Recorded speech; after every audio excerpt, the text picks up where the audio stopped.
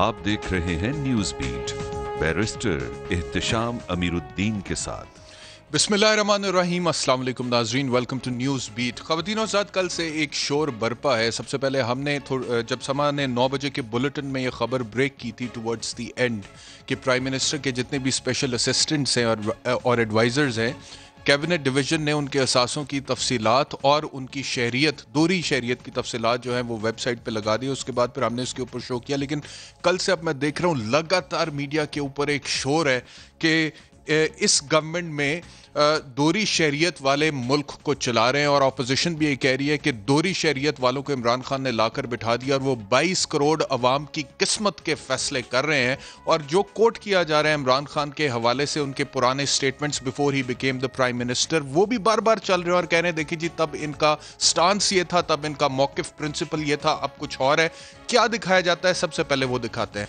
अगर ये शॉट आप खान साहब का सुने, जो कि हर तरफ दिखाया जा रही है, कहा जा रहा है कि देखिए अब इनके दौरे में आ रहे हैं, यहाँ पर कहीं भी स्पेशल असिस्टेंट या फिर एडवाइजर के हवाले से इमरान खान ने बात नहीं की। पार्लियामेंट के मेंबर बनने के हवाले से बात की है कि अगर आपके पास दोहरी शहरियत है तो फिर आप मेंबर ऑफ द पार्लियामेंट नहीं बन सकते, आप मिनिस्टर नहीं बन सकते, और ये नहीं हो सकता कि आपका डुअल इंटरेस्ट हो, कॉन्फ्लिक्ट ऑफ इंटरेस्ट हो, और बाहर भी आप दोहरी शहरियत लेकर बैठे हो, किसी और के वफादार भी हों, वहाँ भी ओट्स उठा चुके हों, और यहाँ पर भी आप ओट उठाएं। यहाँ पर कहीं पर भी स्पेशल असिस्टेंट या फिर एडवाइजर का जिक्र नहीं है। तो फिर यह कहना कि कल इमरान खान जो है वो कहते थे कि दोहरी शहरियत वाले जो है वो स्पेशल असिस्टेंट बन सकते हैं, और आज उन्होंने नहीं बन सकते हैं और आज वो बना रहे हैं, मेरे ख्याल में गलत होगा, क्योंकि ये स्टेटमेंट जो है वो मेंबर्स ऑफ द पार्लियामेंट के तनाजुर में। आगे बढ़ते हैं, एक और स्टेटमेंट खान साहब का दिखाया जाता है इसी हवाले से, ये भी सुनिए। एक और चीज़ मैं क्लियर कर दूं, ये वाला जो स्टेटमेंट है वज़ीर आज़म पाकिस्तान इमरान खान का, इसमें भी कहीं पे भी प्राइम मिनिस्टर, जो कि उस वक्त प्राइम मिनिस्टर नहीं थे, उन्होंने ये नहीं कहा कि जिसका अकामा है that is a ground for disqualification for becoming a member of the parliament, यानी कि वो कौमी असम्बली या फिर सूबाई असम्बली या फिर सेनेट का मेंबर नहीं बन सकता जिसके पास अकामा है। और ये भी मैं आपको बता दूं कि बार बार ये जो कहा जा रहा है कि इकामा की बुनियाद पर मियाँ नवाज शरीफ को नाअहल करार दिया, ख्वाजा आसिफ साहब को दिया, ऐसा कुछ नहीं है। अगर आप अदालतों के फैसले पढ़िए तो अकामा की बुनियाद पे, यानी कि परमानेंट रेजिडेंसी की बुनियाद पे, ना तो मियां नवाज शरीफ को और ना ही ख्वाजा आसिफ साहब को नाअहल करार दिया गया था। एक तो ये बात होगी। आगे बढ़ते हैं, क्योंकि we have to make a very objective analysis, और उस हवाले से मैं आज ये देख रहा था कि ये जो कहा जा रहा है कि जी मुल्क की किस्मत के फैसले सारे नॉन इलेक्टेड लोग कर रहे हैं, तो नेशनल असेंबली जो कि डायरेक्टली इलेक्ट होकर आते हैं उनकी तादाद कितनी है जी? 342। सेनेट में जो इनडायरेक्ट इलेक्शन के थ्रू आते हैं उनकी तादाद है 104, और प्रोविंशियल असेंबलीज जो पाकिस्तान की हैं उनमें जो बैठे हुए मेंबरान हैं उनकी तादाद है 749। ये कुल बना के 1195 लोग बनते हैं जो कि मेंबर्स ऑफ द पार्लियामेंट है इन पाकिस्तान। इनमें से किसी एक की भी दोहरी शहरियत नहीं है। आगे बढ़ते हैं, 5 एडवाइजर्स हैं प्राइम मिनिस्टर के: मलिक अमीन असलम साहब, रजाक दाऊद साहब, डॉक्टर इशरत हुसैन साहब, हफीज शेख साहब और डॉक्टर बाबर अवान साहब। 5 में से किसी एक की भी दोहरी शहरियत नहीं है। आगे बढ़ते हैं जी, special assistant to prime minister के हवाले से बहुत बात हो रही है। टोटल 20 हैं, 20 में से 13 की दोहरी शहरियत नहीं है। 3 की परमानेंट रेजिडेंसी है, जिसमें शहबाज गिल साहब आते हैं, मोहिद यूसुफ साहब आते हैं और नदीम अफजल चंद साहब आते हैं। और 4 ऐसे लोग हैं जिनकी दोहरी शहरियत है, जिसमें जुल्फी बुखारी साहब का नाम है, जिसमें नदीम बाबर साहब का नाम है, जिसमें शहजादा कासिम साहब का नाम है, और जिसमें तानिया अदरोस साहिबा का नाम है। तो यानी कि अगर ओवरऑल देखी जाए सिचुएशन, तो तकरीबन 1200 जो कि मेंबर्स ऑफ द पार्लियामेंट है, जो कि डायरेक्टली या इनडायरेक्टली इलेक्ट होकर आते हैं, उनमें से कुछ सेनेट में से, उसमें से तो किसी की दोहरी शहरियत नहीं है।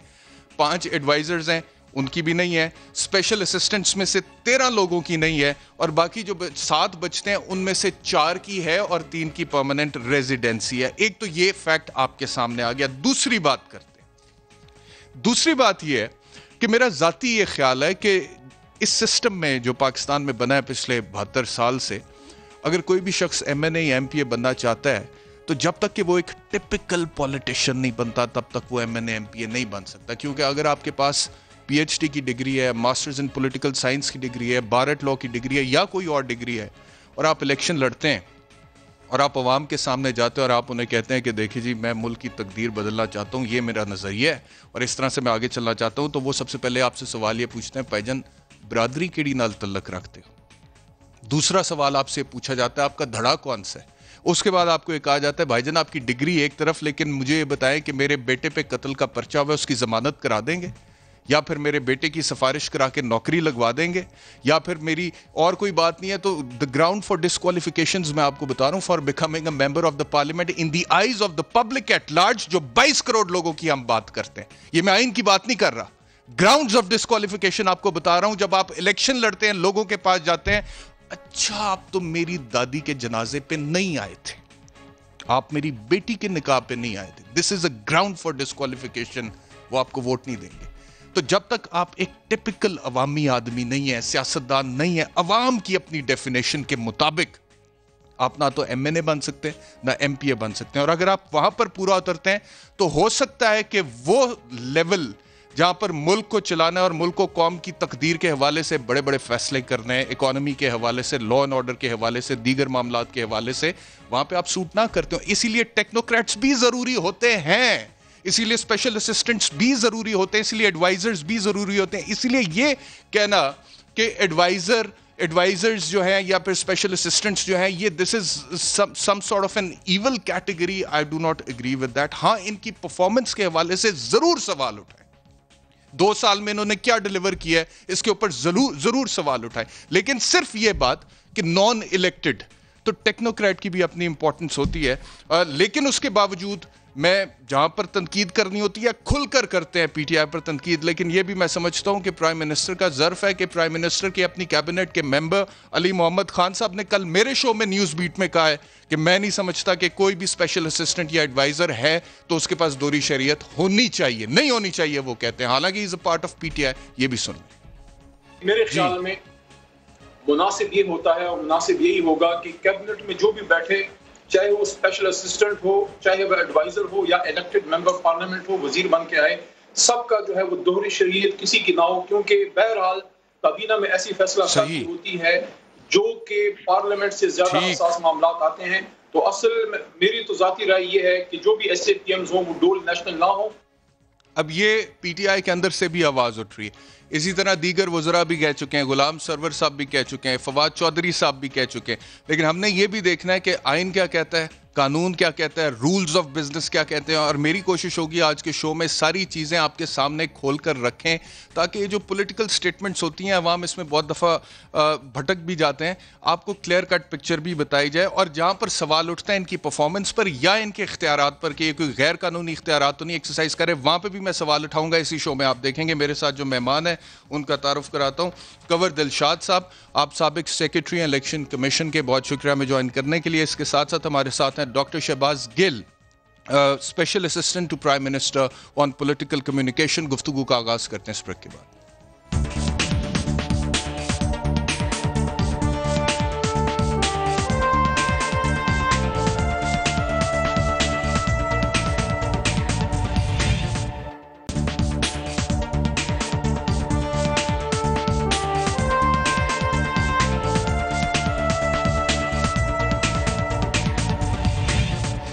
Welcome back to news beat. गुफ्तगू का आगाज़ करते हैं कंवर दिलशाद साहब से। कंवर दिलशाद साहब, आप साबिक सेक्रेटरी इलेक्शन कमीशन है, आपकी तो बड़ी गहरी नज़र है इन मामलात पे। मुझे फरमाइएगा, सबसे पहले इस सवाल का हम जवाब जो है देखने की कोशिश करते हैं कि कोई भी special assistant to prime minister है या फिर adviser to the prime minister है, क्या वो दोहरी शहरियत का हामिल हो सकता है या नहीं हो सकता? देखा जी, शाह साहब आपने इंट्रोडक्शरी वार्स में पूरी हिस्ट्री बयान कर दी है। तो मेरा कहने का मकसद ये है कि जो हमारा आइन का जो आर्टिकल 62 है उसमें ये लिखा हुआ है कि जो हमारे जो पार्लियामेंटेरियन होंगे उनके लिए सिटीज़न ऑफ पाकिस्तान होना लाजमी है। ज़हरा एक मैंडेटरी है और उसमें उन्होंने ये जो 73 का जो कॉन्स्टिट्यूशन है, हमारा ओरिजिनल कॉन्स्टिट्यूशन जिसके बानी जुल्फ़िकार अली भुट्टो साहब थे, तो उन्होंने ये अपने आइन में ये लिखा था कि भाई हमारा जो पार्लियामेंटेरियन होंगे वो सिटीजन ऑफ पाकिस्तान होंगे। अब जहाँ तक आपका एडवाइज़र का सिलसिला, ठीक है, हर हुकूमत में एडवाइज़र होते हैं। एडवाइज़र जो है वो आइन के आर्टिकल 93 के तहत प्राइम मिनिस्टर पाकिस्तान के पास इख्तियारात हैं कि 5 एडवाइज़र वो मुकर्रर करते हैं। लेकिन वहाँ आइन के आर्टिकल 93 में ये लिखा हुआ है कि वो प्राइम मिनिस्टर पाकिस्तान जो हैं वो प्रेसिडेंट ऑफ पाकिस्तान को आप एडवाइस भेजेंगे और प्रेसिडेंट ऑफ पाकिस्तान की वहाँ से मंजूरी के बाद वो 5 एडवाइज़रों का तकर्रुर हो जाएगा। जिन शख्सियात का आपने नाम लिया वो दुरुस्त हैं, वो आईनी तौर पर अपना फ़राइज़ अंजाम दे रहे हैं और वो पाकिस्तान की दोहरी शहरियत के भी हामिल नहीं हैं। अब इसी तरह आइए स्पेशल असिस्टेंट का जिक्र तो आइन में नहीं है, लेकिन सबसे बड़ी अहम बात यह है कि जब इसमें प्रेसिडेंट पाकिस्तान की इसमें कोई वो नहीं है मंजूरी, ये प्राइम मिनिस्टर पाकिस्तान ने अपने जवाबदेही इख्तियारात के तहत इनको स्पेशल असिस्टेंट का ओहदे दिए गए। अब ये भी एक सर आर्टिकल 260 में जिक्र है स्पेशल असिस्टेंट का, मैं आपसे अर्ज करूं कंवर साहब, आर्टिकल 260 जो कि इंटरप्रिटेशनल क्लॉज है उसके अंदर स्पेशल असिस्टेंट का जिक्र है कि सर्विस ऑफ पाकिस्तान में इनका शुमार नहीं आता, लेकिन उसके बाद रूल्स ऑफ बिजनेस को अगर हम देखें तो उसमें रूल 4 सब रूल 6 में लिखा हुआ है कि प्राइम मिनिस्टर के पास मुकम्मल इख्तियार है कि वो किसको स्पेशल असिस्टेंट मुकर्रर करें और फिर क्या इख्तियारात दें। तो यही मैंने अर्ज किया ना कि प्राइम मिनिस्टर साहब की जवाबदेही इख्तियारात के तहत ही वो स्पेशल असिस्टेंट जो है मामले खसूसी का तकर्रुर किया जाता है, लेकिन अब वो चूंकि तो शरीयत रख सकते हैं कि नहीं रख सकते स्पेशल असिस्टेंट्स? आपकी राय में शरीयत रख सकते हैं कि नहीं? नहीं, हमारा पॉइंट अब यह है कि वो इतनी अहम से शख्सियात हैं, इतनी अहम जो इदारों पर काम कर रहे हैं, तो उन्हें अपने ये दोहरी शख्सियत के हामिल को स्पेशल असिस्टेंट नहीं होना चाहिए। ये आइन में जिसके बारे में इम्यूनिटी पाई जाती है, लेकिन सुप्रीम कोर्ट ऑफ पाकिस्तान ठीक है। कंवर दिलशाद साहब मैं आपसे अर्ज करूं इससे पहले कि मैं गिल साहब आपकी तरफ आऊं, आपने कहा कि आपकी राय यह है कि कोई भी अगर स्पेशल असिस्टेंट है तो उसके पास दोहरी शरीयत नहीं होनी चाहिए, लेकिन जुल्फी बुखारी साहब का केस सुप्रीम कोर्ट में गया था, उस वक्त चीफ जस्टिस साकिब निसार साहब थे, फुल बेंच था, जस्टिस एजाजुल एहसन उसका हिस्सा थे और जस्टिस उमर अता बंदयाल भी उसका हिस्सा थे। और मैं इन्वर्टेड कॉमर्स में पढ़ देता हूँ उस जजमेंट का एक हिस्सा, उसमें वो कह रहे हैं जी कि Bukhari Zulfi Bukhari is not a public office holder, article 62 and 63 are not applicable to him. यानी कि जो आप कह रहे हैं कि disqualification, a ground for disqualification from becoming a member of the parliament under article 62 या 63 जो कि मेंबर्स ऑफ द पार्लियामेंट पे अप्लाई करता है, सुप्रीम कोर्ट ने इसकी तशरीह ये की कि जो special assistant to the prime minister होता है वो पब्लिक ऑफिस होल्डर में नहीं फॉल करता, लिहाजा 62-63 उसके ऊपर अप्लाई नहीं करेगा। लेकिन मजीद सुप्रीम कोर्ट ने यह कहा कि he could not exercise any executive power, he is just a special assistant for only advising the prime minister. या तो यहां पर तो जो आर्गुमेंट आप दे रहे हैं सुप्रीम कोर्ट ने उसको नहीं माना कंवर दिलशाद साहब। दुरुस्त है, लेकिन सुप्रीम कोर्ट ऑफ पाकिस्तान ने बिटवीन दी लाइन ये बता दिया है कि वो किसी पॉलिसी मैटर में उनका अमल दखल नहीं होगा, उनकी हैसियत एक कंसल्टेंट की आ जाती है ना, कंसल्टेंसी तो हर जगह चलती है, तो कंसल्टेंट ही की आ जाती है, लेकिन ये किसी मुआहदे में या किसी काबीना के इजलास में या इंतहाई अहम इदारों में जो जाते हैं वहाँ इनका जाना जो है वो दुरुस्त नहीं है। जो ड्यूल नेशनलिटी तो फिर आईनी तौर पर आप ये तो मानिए कि आईनी तौर पर कानूनी तौर पे बावजूद इसके कि आपके पास दोहरी शहरियत है, आप special assistant to prime minister या एडवाइजर टू प्राइम मिनिस्टर तैनात हो सकते हैं। लेकिन देखो एक और बात सुप्रीम कोर्ट ऑफ पाकिस्तान ने यह भी कहा, जो हमारी ब्यूरोक्रेसी में तकरीबन 3-4 हज़ार जो हैं उनकी भी ड्यूल नेशनलिटी पाई जाती है, उनके बारे में भी सुप्रीम कोर्ट ऑफ पाकिस्तान ने कहा है कि इनको अपने ओहदे से फारिग किया जाए। वो बाकायदा रिमार्क दिए गए। नहीं, ऐसे नहीं कहा, ऐसे नहीं कहा कंवर दिलशाद साहब। वो 52 पेजेस की जजमेंट है, मैंने वो जजमेंट पढ़ी है, उसके अंदर ये ज़रूर उन्होंने कहा है कि वो तमाम गवर्नमेंट ऑफिसर्स जिन्होंने अपनी नौकरी के दौरान इल गॉटन मनी यानी कि रिश्वत के पैसे लिए और उसके बाद नौकरी के दौरान उन्होंने दूसरे मुल्क की शहरियत ले ली है और वहाँ जाकर फिर वो अब सेटल होना चाहते हैं रिटायरमेंट के बाद या रिटायरमेंट से पहले, ऐसे लोगों को फौरी तौर पे आप पकड़ें और उनकी या तो कहीं शहरियत ख़त्म कर दें या नौकरियों से उनको फारिग कर दें। लेकिन उन्होंने ये कहीं नहीं कहा कि अगर आप गवर्नमेंट सर्वेंट हैं तो उसके साथ साथ आप दोहरी शहरियत नहीं रख सकते, बल्कि उन्होंने एक प्रपोजल दिया था वफाकी हुकूमत को कि आप एक लिस्ट बनाएं जिसमें आप बताएं कि वो कौन से ऐसे हसास मामलात हैं जहाँ पर कोई दोहरी शहरियत वाला बंदा तैनात नहीं हो सकता और कौन से ऐसे हैं जहाँ पर हो सकता है। ये भी साकिब निसार साहब की जजमेंट थी 52 पेजेस की। दुरुस्त है, लेकिन सुप्रीम कोर्ट ऑफ पाकिस्तान ने डिस्करेज किया है। मतलब सुप्रीम कोर्ट ऑफ पाकिस्तान ने ठीक है अपने नेशनल इंटरेस्ट को देखते हुए फैसला दिया, लेकिन उनको गहराई में जैसे आप देख रहे हैं तो हम भी आपने जो देखा है मैं आपसे एग्री करता हूँ, लेकिन उसका मतलब यही है बिटवीन दी लाइन में बैलेंस सतूर में कि उसको उन्होंने डिसएग्री किया है कि नहीं होना चाहिए। लेकिन बहरहाल अब मामले चल रहे हैं हमारे पाकिस्तान के बारे में, तो हमारे जो स्पेशल चलिए के बारे में, शहबाज गिल के बारे में आ रहा है, नहीं डॉक्टर शहबाज तो उनका पास, डॉक्टर शहबाज गिल साहब पास तो उनको नहीं है। ठीक हो गया कवर साहब, मैं उनका भी पॉइंट ऑफ व्यू ले लूं। डॉक्टर शहबाज गिल, इससे पहले कि मैं आपसे सख्त सवाल एक पूछूं, आप अगर कुछ कहना चाहते हैं सारी सिचुएशन के हवाले से प्लीज फरमाइए। नहीं, हमारा पॉइंट ऑफ ये आ रहा है कि जैसे कि शुरू करते हैं जी, सॉरी शहबाज गिल साहब से ले लेते हैं पहला पॉइंट। जी डॉक्टर शहबाज गिल साहब फरमाइए। मैंने कहा आप गो अहेड, सवाल पूछिए, मैं जवाब देता हूं। आप बैरिस्टर साहब सवाल पूछिए। अच्छा चलिए, फिर मेरा सवाल आपसे ये है कि एक चीज तो क्लियर होगी जी ड्यूरिंग द डिस्कशन कि दोहरी शहरियत के बावजूद स्पेशल असिस्टेंट तैनात किए जा सकते हैं। अच्छा, लेकिन अब अगला सवाल मेरा यह है कि मैंने कानून को बड़ी डिटेल में देखा है डॉक्टर साहब। PLD 2000 कराची पेज 333, दूसरा जुल्फी बुखारी साहब का केस जो सुप्रीम कोर्ट ने फैसला किया, चीफ जस्टिस साकिब निसार उस बेंच को हेड कर रहे थे, उन्होंने ऑथर किया, और तीसरा कैबिनेट डिवीजन की डायरेक्शंस भी हैं इस हवाले से कि दोहरी शहरियत वाले जो स्पेशल असिस्टेंट्स हैं या फिर जो एडवाइजर्स हैं या नहीं भी हैं उनकी दोहरी शहरियत, वो एग्जीक्यूटिव अथॉरिटी इस्तेमाल नहीं कर सकते हैं, वो डिसीजन मेकिंग नहीं कर सकते हैं, वो सिर्फ मुशावरती उनका रोल होगा। लेकिन हम यहाँ पर देखते हैं कि नदीम बाबर साहब हुकूमत पाकिस्तान या रियासत पाकिस्तान के बिहाफ पे निगोशिएट करते हैं LNG डील। जुल्फी बुखारी साहब PTDC के 400 एम्प्लॉयज़ को नौकरियों से निकाल देते हैं। This is exercise of executive authority.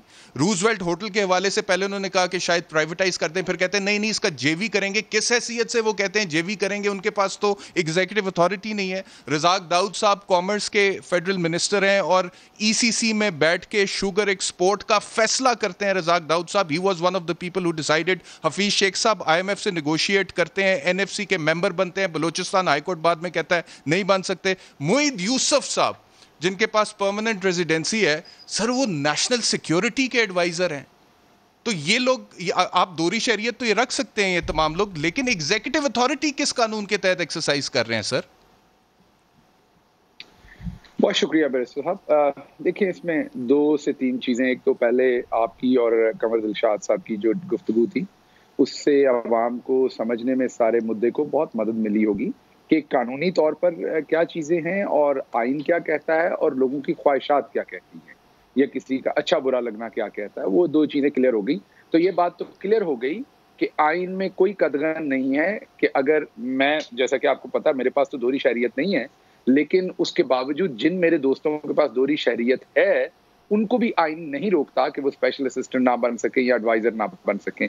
तो ये बात तो एक तय है कि आइन में भी और मौजूद अदालत उज़्मा जो सुप्रीम कोर्ट है, उनकी भी जो जजमेंट है, उसमें कोई कदगन नहीं है कि वो बने। अब आपका जो दूसरा सवाल है कि वो एग्जीक्यूटिव पावर यूज कर सकते हैं कि नहीं, उस पर बड़ी क्लियर क्योंकि डायरेक्शन है मौजूद अदालत की, तो वो नहीं कर सकते। इसमें कोई दोहराई नहीं है। जब बताते तो सबको सरे तस्लीम खम करना पड़ना है। और अब आपने कहा कि कैसे नेगोशिएशन, तो ये तो बहुत दफ़ा आप मैं सिर्फ एक एग्जांपल देने के लिए, मेरी आदत है क्योंकि मैं उस्ताद रहा हूँ, आप अपने किसी बंदे को घर से भेजते हैं, मैनेजर को, कि मैंने फ्रिज खरीदना घर के लिए, तो जाके नेगोशिएशन करता है आपके बिहाफ पे दुकान पे जाके कि ये वाला फ्रिज कितने का देंगे, ये वाला कितने का देंगे, ये वाला। फिर वो आपको टेलीफोन करता है, वो आपसे पूछता है कि जी ये मैंने देखे हैं, तो अब मैं कौन सा खरीदूं।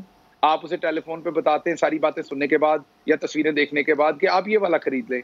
फिर वो दुकान वाले को आपका लिख के दिया हुआ चेक निकाल के देता है और वो फ्रिज डिसाइड करके खरीद के गला। अब मैं माजरत चाहता हूँ, मैंने पहले भी कहा मुझे मसाले देने की आदत है क्योंकि मैं एक उस्ताद हूँ, मुझे ऐसे ही बात करने की आदत है। तो ऐसे ही एक स्पेशल असिस्टेंट का काम है प्राइम मिनिस्टर के साथ कि वो जो भी कोई मामला हो उसमें प्राइम मिनिस्टर को वो अपनी सर वो मुशावरत तो दे सकता है, लेकिन वो उस मुआहदे की टर्म्स एंड कंडीशंस डिसाइड नहीं कर सकते, डिसीजन मेकिंग नहीं कर सकते।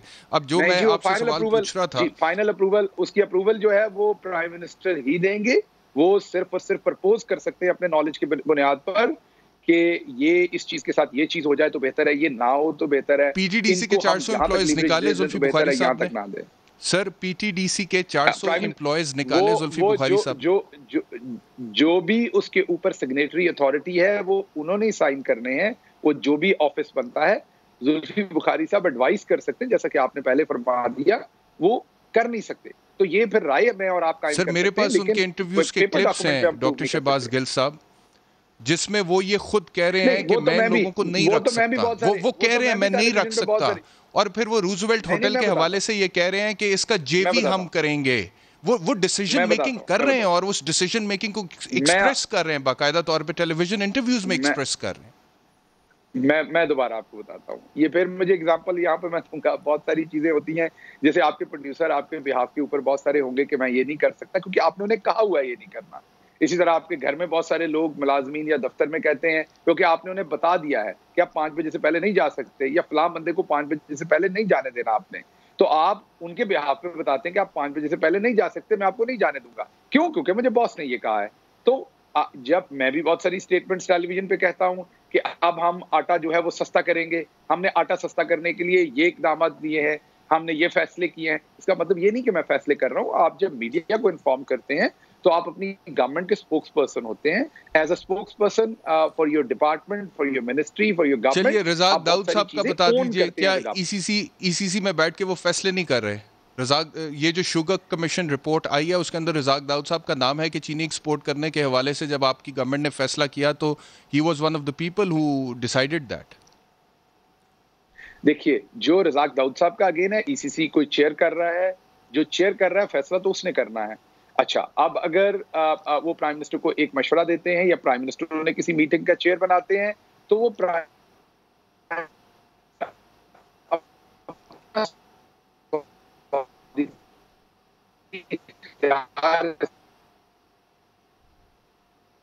उसका मशवरा ले रहे हैं, करते हैं खुद से जाके या किसी के थ्रू करते हैं, उनका स्वाबदीद है। लेकिन इसमें वो खुद से अकेले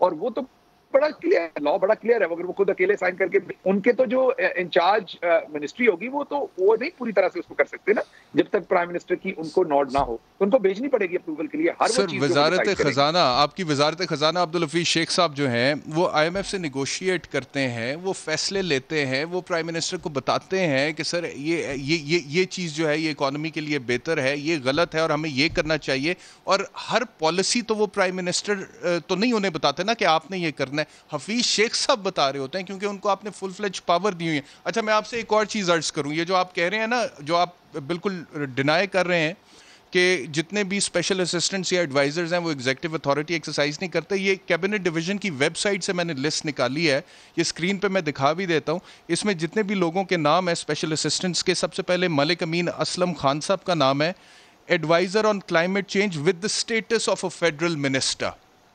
जबकि कानून मैंने अभी बताया कि ये कह रहा है कि मिनिस्टर का जो स्टेटस है, उसके जो राइट्स हैं, उसकी जो पावर्स हैं, वो एक स्पेशल असिस्टेंट एंजॉय नहीं कर सकता, कन्फर अपॉन नहीं हो सकता उसके ऊपर।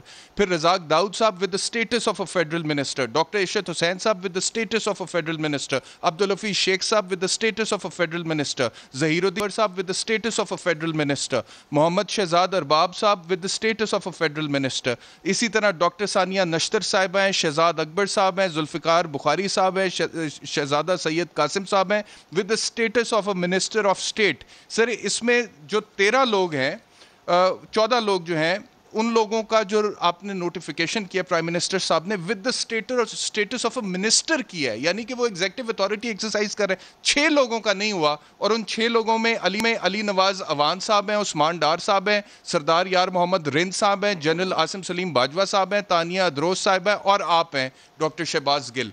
आप लोगों के पास एग्जीक्यूटिव अथॉरिटी नहीं है अकॉर्डिंग टू द नोटिफिकेशन, बाकी सबके पास है, लिखा हुआ है नोटिफिकेशन में।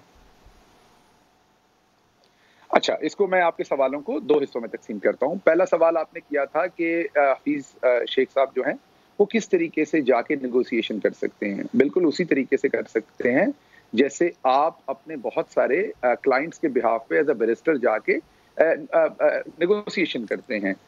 आप बहुत सारे मुकदमों में करते रहे होंगे, आपको पता है, लेकिन आपको फाइनल नोट वापस जाके अपने क्लाइंट से लेनी पड़ती है। आपको क्योंकि सारे रूल्स का पता है, लॉज का पता है, यू आर द एक्सपर्ट, आपको पता है डूज कौन से।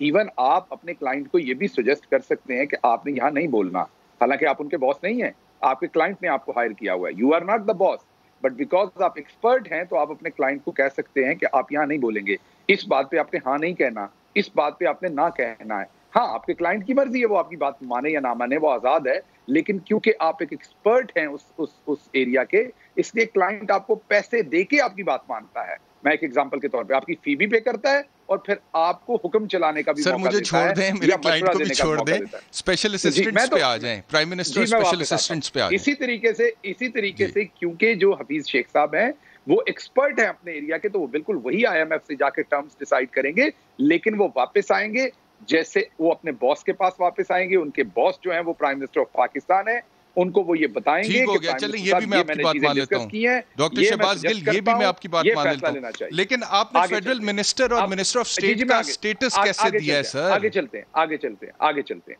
सर अब 14 देखिए, लोगों आपको को पता है दिया कि है, कैसे इस्लामाबाद, दिया नोटिफिकेशन में? मैं उसका जवाब दूसरा हिस्सा, क्योंकि दो हिस्सों में तकसीम किया था आपका सवाल, दूसरा दूसरा हिस्सा आपने कहा कि जो एग्जेक्टिव पावर आप उनको दे रहे हैं। देखिए, ये ऑलरेडी इस्लामाबाद हाई कोर्ट में भी एक पिटीशन है इसके ऊपर। बहुत सारी चीजें पाकिस्तान में नई हो रही हैं, बहुत सारी चीजें नई हैं। ये बहुत सारे आपने देखा होगा शायद पिछली गवर्नमेंट या उससे पिछली गवर्नमेंट में हमें ये वाली चीजें डिस्कशन नहीं थी। जैसे पंजाब में बहुत कम लोगों को पता है कि एडवाइजर सिर्फ 5 हो सकते हैं और स्पेशल असिस्टेंट भी 5 हो सकते हैं। फेडरल में स्पेशल असिस्टेंट 5 से ज्यादा हो सकते हैं। तो बहुत सारी चीजें कानून के हिसाब से नहीं है। अब हो सकता है आने वाले टाइम में पंजाब जो है वो स्पेशल असिस्टेंट्स की तादाद, कोई भी, मैं ये नहीं कह रहा पीटीआई, कोई और भी गवर्नमेंट हो सकता है उनको बढ़ाने की जरूरत पड़े, वो बढ़ा लें। सर ये तो गैर कानूनी काम है, वो आप कह रहे हैं कानून के हिसाब से नहीं है। कानून क्लियर है, रूल्स ऑफ बिजनेस और सुप्रीम कोर्ट की जजमेंट और सिंध हाई कोर्ट की जजमेंट मैंने आपको बता दी। स्पेशल असिस्टेंट या एडवाइजर डिसीजन मेकिंग में एग्जीक्यूटिव एग्जेक्शन नहीं कर सकता, लेकिन उसके बावजूद आज नोटिफिकेशंस में 14 लोगों के लिखा हुआ है with the status of a minister sir. तो ये तो गैर कानूनी। मैं दोबारा बता रहा हूँ। एक तो थोड़ी सी आपकी ज्यादती ये होगी कि आप मुझे बहुत अच्छी तरह से जानते हैं, आपको मेरे पूरे, आप ऐसे नहीं है कि जिनको मेरा नहीं पता। तो ये वाली डिस्कशंस आपको मेरे साथ इसलिए नहीं करनी चाहिए कि मैं लॉ का एक्सपर्ट नहीं हूं। आप मेरे से प्योरली लॉ की लिटिगेशंस की बातें कर रहे हैं। अदालत का फैसला, ये आर्टिकल ये कहता है, ये मेरा एरिया नहीं है, आपको पता है मैं एक्सपर्ट नहीं हूँ। हाँ, हमारे यहाँ क्योंकि आदत है कि हम कोई एक्सपर्ट हो ना हो उसने उसके ऊपर बात जरूर करनी है। तो क्योंकि अब आप मुअज़्ज़ज़ अदालतों के फैसलों पे बात कर रहे हैं, मैं कोई भी बात कह दूं तो वो अदालत की शान में गुस्ताखी हो सकती है। तो आपको आज के लिए हमारे बाबर अवान साहब वकील हैं या किसी वकील को बुलाना चाहिए था, इसकी जो कॉनोटेशन लीगल है वो डिस्कस करने के लिए। मैं इसकी लीगल कॉनोटेशंस को डिस्कस नहीं कर सकता क्योंकि मेरे पास इल्म नहीं है उसका। चलिए, बहुत मैं उसमें अथॉरिटी नहीं हूं। तो आप गलत डॉक्टर शहबाज गिल साहब, कवर दिलशाद साहब, आपका बहुत शुक्रिया। लेकिन कवर साहब आखिरी एक मुझे कमेंट कर दें, मुईद यूसुफ साहब के हवाले से नेशनल सिक्योरिटी का कलमदान उनके पास है, स्पेशल असिस्टेंट के तौर पे, परमानेंट रेजिडेंट भी वो हैं। तो चलिए, वो तो समझ आता है कि दोहरी शरीयत वाला हो सकता है, लेकिन इतनी हसास जगह पे मुतय्यन किए जा सकते? अच्छा, मैं बताता हूँ आपको, बहुत ही हसास जगह पे जो आपके प्रेसिडेंट जरदारी थे वो थे और उनके पास दोहरी शरीयत नहीं थी और आपके सामने डॉनली मेमो गेट हुआ था। बहुत ही आपके एक ही शरीयत वाले नवाज शरीफ साहब थे और शहबाज शरीफ साहब थे। नहीं, मैं किसी को फॉलो नहीं कर रहा, मैं फॉलो अल्लाह ना करे कि किया जाए। मैं सिर्फ आपको ये बता रहा हूँ कि इवन जिनके पास एक ही शरीयत है उन्होंने दबा के लूटा है। और जो आपके लोग हैं जिनके पास वीजाज हैं परमानेंट, जैसे पीआर कहते हैं, मेरे पास वो मिडिल ईस्ट, कवर साहब का एक कमेंट ले लूं सर, मेरे पास टाइम बड़ा कम रह गया जी। कवर साहब फरमाइएगा। जो है वो मेरा नहीं ख्याल पैट्रियोटिज्म इस चीज से गिना जा सकता है या नापा जा सकता है। चलिए, मेरे पास वक्त बिल्कुल खत्म हो गया। आप दोनों मेहमानों का बहुत शुक्रिया। आगे बढ़ते हैं के हवाले से मैंने बात करनी है। वसीम अख्तर मेयर कराची ने हमें ज्वाइन किया। वसीम अख्तर साहब, बहुत शुक्रिया मुझे ज्वाइन करने के लिए। इससे पहले कि मैं आपसे पहला सवाल पूछूं, मैं आपको दिखाना चाहता हूं कुछ कराची के अवाम इस वक्त क्या कह रहे हैं। एक मसला है जी बिजली का, दूसरा मसला है बारिश का। ये जरा सुनिए क्या कह रहे हैं। भाई, बरसात है लेकिन यहाँ कोई काम नहीं हुआ किसी किस्म का भी। सेवरी लाइन तो होती ही नहीं है, अल्लाह के सिवा सुनने वाला है कोई। डर लगता है कि बारिश हो गई तो कहीं मर ना जाए, मगर क्या करे गरीब आदमी, कुछ नहीं कर सकता। कहाँ समझ रहे हैं हमारे हुक्मरान, जो आता है उसका भी बाप आता है जो आता है। बारिश हुई, मेरे घर के अंदर पूरा पानी आ गया ऊपर से, छत से। लाइट थी, लाइट 6 घंटे के बाद आई है। बिजली से ज़्यादा परेशानी होती है, हर 2 घंटे के बाद 1 घंटे बाद 1 घंटे के लिए लेट जाती है। बारिश हुई और बिजली तो फौरन यहाँ पे जाती है। और पानी का हाल तो ये है कि सीवरेज का निज़ाम आप लोगों के सामने ही है। बल्दियात तो जो है जब इलेक्शन होंगे तो जब नजर आएंगे नुमाइंदे, अभी कहाँ इलेक्शन हमें नजर आ रहे हैं यार। वसीम अख्तर साहब, आप मेयर कराची हैं, मुझे फरमाइएगा कि कराची इस वक्त 16,000 टन कचरा रोज़ाना प्रोड्यूस करता है, लेकिन वो 16,000 टन कचरा रोज़ाना साफ़ नहीं किया जाता और फिर वो नालों में चला जाता है और फिर बारिश होती है तो नाले बंद हो जाते हैं, नाले बंद होते हैं तो सड़कें जो हैं वो नाले बन जाती हैं और उसके बाद फिर शहरियों का जीना हराम हो जाता है। अब आप ही ने कहा, आपका स्टेटमेंट मैं कोट कर रहा हूँ कि मेयर कराची के मुताबिक 2016 में सिंध हुकूमत ने तकरीबन 44 करोड़ रुपए दिए। 2017 में वाटर कमीशन के हुक्म के मुताबिक 50 करोड़ रुपए दिए। जून 2018 के बाद सफाई के लिए कोई रकम नहीं मिली है, लेकिन 2016 और 17 में आपको तकरीबन 94 करोड़ मिला है कराची के 40 बड़े नाले साफ करने के लिए। लेकिन पिछले साल भी हालात अजीबोगरीब थे सर। इस साल एक स्पेल हुआ और हमने देख लिया है कि क्या हालत हुई है। तो कोई पुरसाने हाल हो सकेगा कराची के अवाम का? लोगों के व्यूज भी बता रहे हैं और आप भी हालात बता रहे हैं।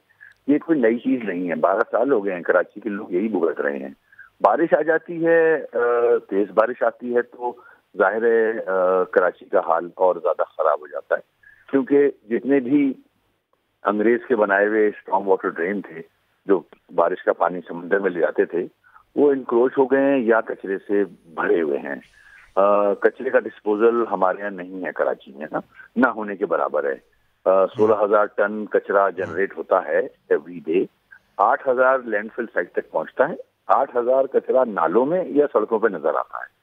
ये रिस्पॉन्सिबिलिटी सिंध गवर्नमेंट ने अपने पास रखी हुई है। ये केएमसी के पास नहीं है, बल्दिया के पास। अगर बल्दिया के पास होती तो ज़ाहिर है मैं जवाब आपके देता। पास क्या रिस्पॉन्सिबिलिटी है?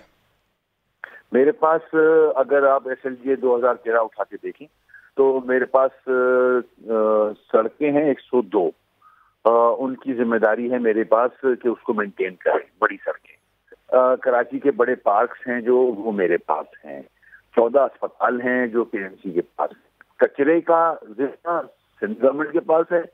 सीवरेज का जिम्मा सिंध गवर्नमेंट के पास है। पानी का जिम्मा सिंध गवर्नमेंट के पास है। ट्रांसपोर्ट का जिम्मा सिंध गवर्नमेंट के पास है। बिल्डिंग कंट्रोल सिंध गवर्नमेंट के पास है। मास्टर प्लान सिंध गवर्नमेंट के पास है। मेरे पास ये महकमे तो सर अगर ये सारा कुछ सिंध गवर्नमेंट के पास है वसीम अख्तर साहब, तो फिर 2016 में आपको 44 करोड़ सिंध हुकूमत ने क्यों दिए? 2017 में 50 करोड़ क्यों दिए? टोटल मिला के 94 करोड़ आपको क्यों दिए जब सब कुछ सिंध गवर्नमेंट के पास? आपको हाँ, अभी अच्छा सवाल किया आपने। ये सुप्रीम कोर्ट ने वाटर कमीशन बनाया था, हानी मुस्लिम साहब जज थे, उनकी सरबराही में। उन्होंने मुझे एक दफा बुलाया कि ये जो नाले हैं ये चोक्ड हैं, ये KMC की जिम्मेदारी है। मैंने बोला जी हाँ बिल्कुल KMC की जिम्मेदारी है, मगर मेरे पास वो रेवेन्यू नहीं है, मेरे पास वो फंड्स नहीं है कि मैं इनको साफ कर लूं। तो पहली दफा जो आपने जो एक फिगर दिया है मैं उसको एक्सेप्ट नहीं करता। मेयर बनने के बाद हानी मुस्लिम अदालत ने ऑर्डर किया कि KMC को फौरन ये पैसे रिलीज किए जाएं। 50 करोड़ रुपए रिलीज किए गए। हमने सारी फॉर्मेलिटीज पूरी करने के बाद टेंडर प्रोसेस पूरा किया और 2018 के जून तक हमने सारे नाले साफ रखे। मैंने हर नाले पे खड़े होकर खुद साफ करवाया और पैसा सही यूटिलाइज करवाया है। उसकी रिपोर्ट कोर्ट में भी सबमिट कराई है और सिंध गवर्नमेंट को भी। 2018 जून के बाद तो 50 करोड़ आपने नालों की सफाई में लगाया। मेरी बात खत्म हो जाए, बस बेकार हो जाएगी ना। सवाल का जवाब दे रहा हूँ, पूरा कंप्लीट कर लेने प्लीज। 2018 जून के बाद नाले साफ नहीं हुए। मैंने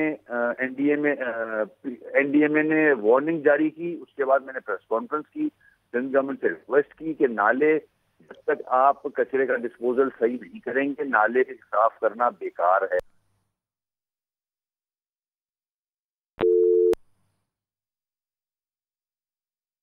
अख्तर साहब से हमारा राब्ता मुनक़ता हो गया, लेकिन अफसोस की बात यह है कि मेयर कराची से हम पूछते हैं वो कहते जी सिंध गवर्नमेंट की जिम्मेदारी है। सिंध गवर्नमेंट से पूछते हैं वो कहते जी लोकल गवर्नमेंट की जिम्मेदारी है, यानी कि मेयर कराची की जिम्मेदारी है। और पिछले साल आपको याद होगा हमने न्यूज़ बीट में दिखाया था कि कराची के जो हालात हैं उसकी वजह से पूरे शहर का ट्रैफिक सिस्टम जो है वो जैम कर गया था और लोगों के घरों में पानी चला गया था और उसके बाद वो निकल नहीं रहा था। तो लोगों को घरों में जो गंदा पानी खड़ा था उसकी वजह से बीमारियां हो गई थी, एलर्जीज हो गई थी और फिर गरीब आदमी इलाज भी नहीं करा सकता। एक सितम ज़रीफ़ी है। दूसरा यह है कि पिछले साल जो हालत थी कराची की, इस बार मैं आपसे अर्ज करूं कि कराची में मूनसून की 20% ज़्यादा बारिशें होने की पेशन गोई हैं और अर्बन फ्लडिंग की फोरकास्ट भी जारी की जा चुकी है। और नालों की सफाई का ये हाल है कि वसीम अख्तर साहब ने खुद आपको बता दिया कि 2018 के बाद से नाले साफ नहीं हो सके। हालांकि मेरे पास जो फिगर्स हैं 94 करोड़ रुपया 4 सालों में जा चुका है। कराची के 40 बड़े नालों को साफ करने के लिए। कुल मिला के 500 नाले हैं, लेकिन 40 बड़े नालों को साफ करने के लिए। ब्रेक पे जाते हैं, ब्रेक के बाद वापस आएंगे तो जिन लोगों पर इल्ज़ाम लगा रहे हैं मेयर कराची वसीम अख्तर साहब कि इनकी जिम्मेदारी है सॉलिड वेस्ट मैनेजमेंट इनके पास है, पीपल्स पार्टी वाले, पीपल्स पार्टी के इंफॉर्मेशन मिनिस्टर हमारे साथ होंगे, उनसे बात करेंगे आफ्टर द ब्रेक।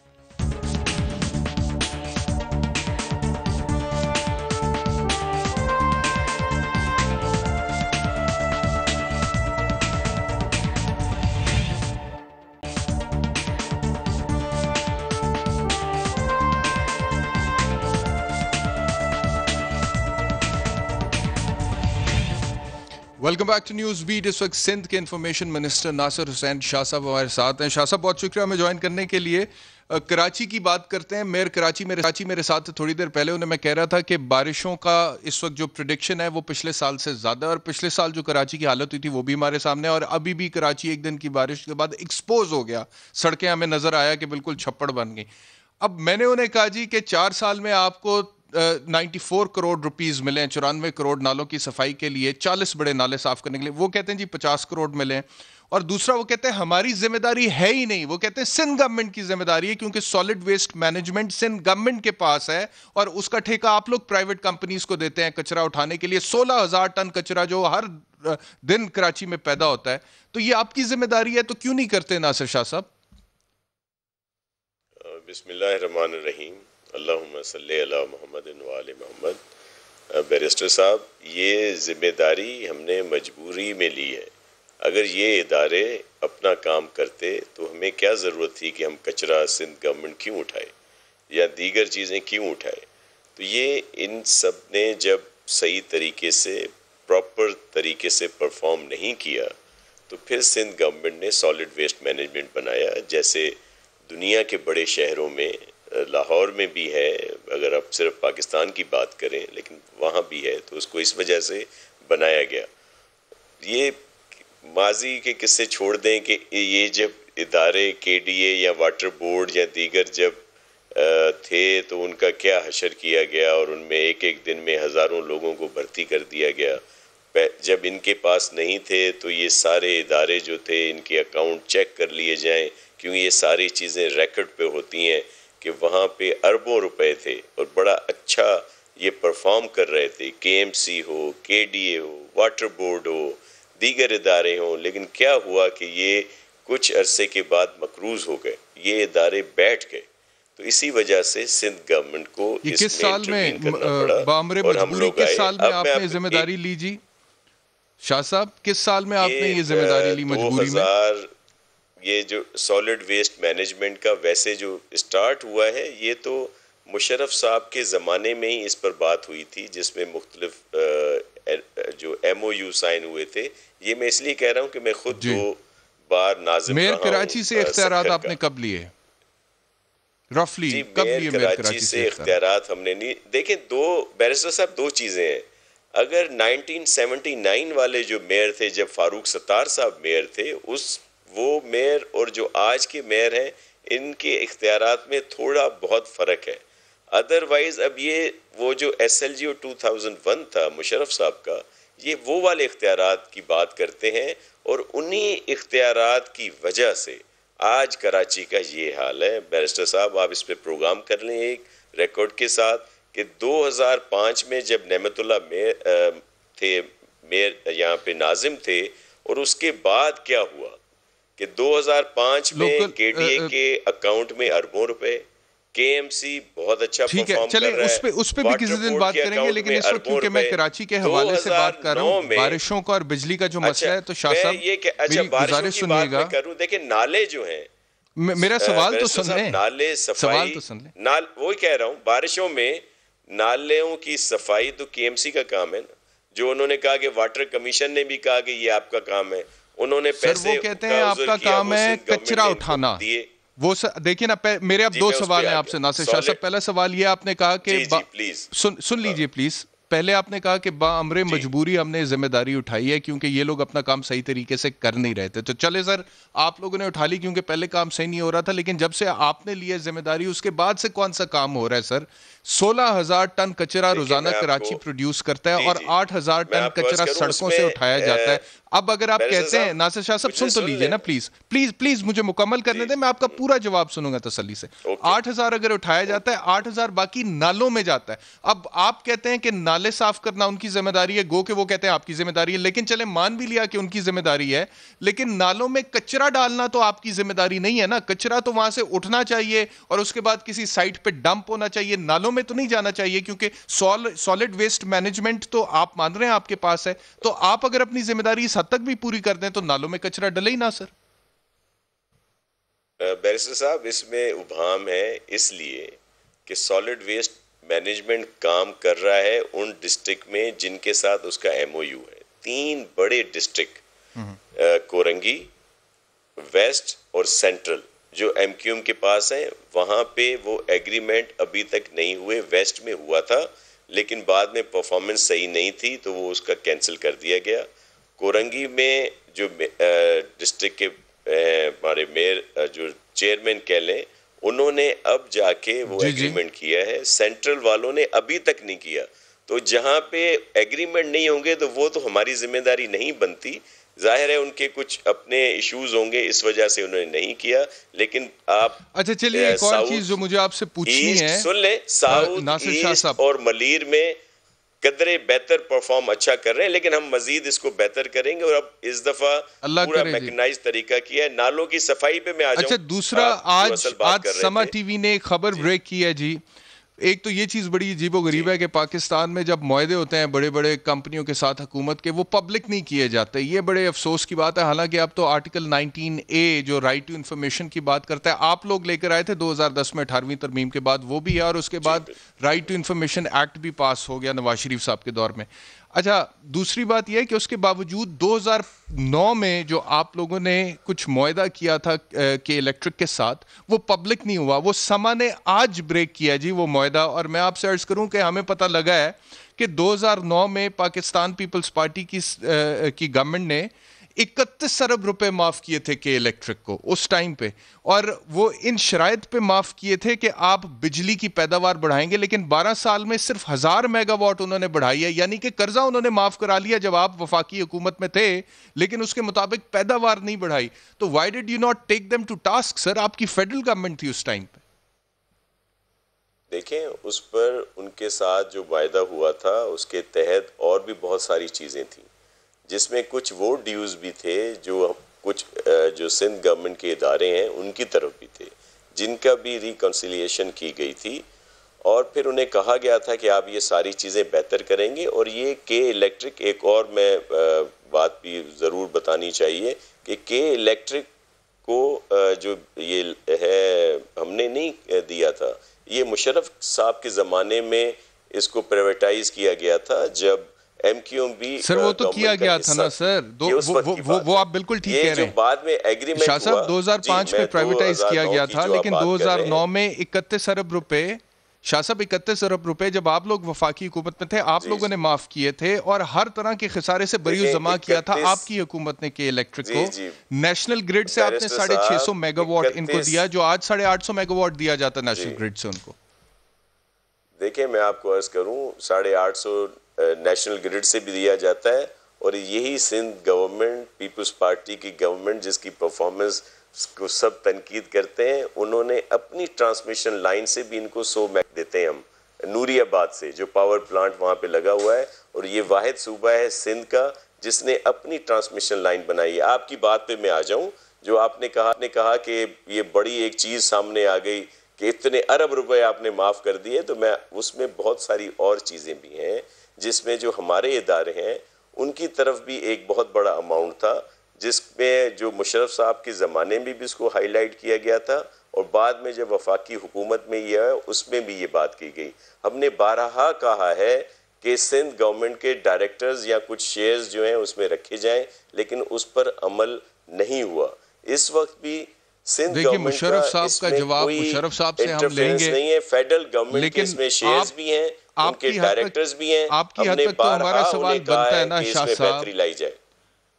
जी जी जी, आपकी हद तक हमारा सवाल बनता है कि 2005 में जो मुआहिदा मुशर्रफ साहब ने किया था उसमें आपने तरमीम 2009 में की और उस तरमीम के जरिए आपने 31 अरब रुपए माफ कर दिए कि इलेक्ट्रिक को तमाम तर खसारे से बरीउज़ जमा कर दिया। उसके अलावा आपने कहा जी कि आपको 650 मेगावाट बिजली हम नेशनल ग्रिड से भी देंगे। तो कानून के तालिब इल्म में सर पूरा पढ़ के इन्हीं बातों के जवाब दे दें। पूरा पढ़ लूंगा तो और भी सवाल ले लूंगा ना, पूछ लूंगा आपसे, इन्हीं के जवाब दे दें। लेकिन उन्होंने बिजली प्रोड्यूस नहीं की। आपने जो मुआहिदा किया था उसके मुताबिक बिजली प्रोड्यूस नहीं की उन्होंने। सर वो हम कहते रहे, उन्हें बारहा कहा है कि उसको ज्यादा बेहतर करें, ना सिर्फ बिजली प्रोड्यूस करें बल्कि बेहतरी लाएं। के इलेक्ट्रिक ने तो देख लिया उनकी जो ज्यादती है कराची के शहरियों के साथ, वो आपके सामने है। न उनको बिजली मिलती है, फिर ओवर बिलिंग होती है। जो इन्होंने बेहतरी लानी थी पूरा पढ़ने में नहीं, ये भी पढ़ा है नासिर शाह साहब के गवर्नमेंट ने बैंक गारंटीज दी हैं के इलेक्ट्रिक के बिहाफ पे। गवर्नमेंट के इलेक्ट्रिक के बिहाफ पे बैंक गारंटीज दे रही है, यानी कि you are going an extra mile for K Electric, और के इलेक्ट्रिक परफॉर्म नहीं कर रही। कराची के लोगों को बिजली नहीं मिल रही है, तो फायदा क्या हुआ उनको इतना कुछ? सुन ले बैरिस्टर साहब, सुन ले, हमने जो काम भी किया अपने लोगों की बेहतरी के लिए किया कि एक इदारा बेहतर परफॉर्म करे। इसी वजह से हमने अगर उसके साथ कोई भी एग्रीमेंट किया, कोई फैसिलिटेट किया उसको, इस वजह से अब भी तो नूरियाबाद से 100 मेगावाट दे रहे हैं ना, जो सिंध गवर्नमेंट ने अपनी ट्रांसमिशन लाइन वहां से उसके जरिए पहला सूबा है जिसने अपनी ट्रांसमिशन लाइन दी है।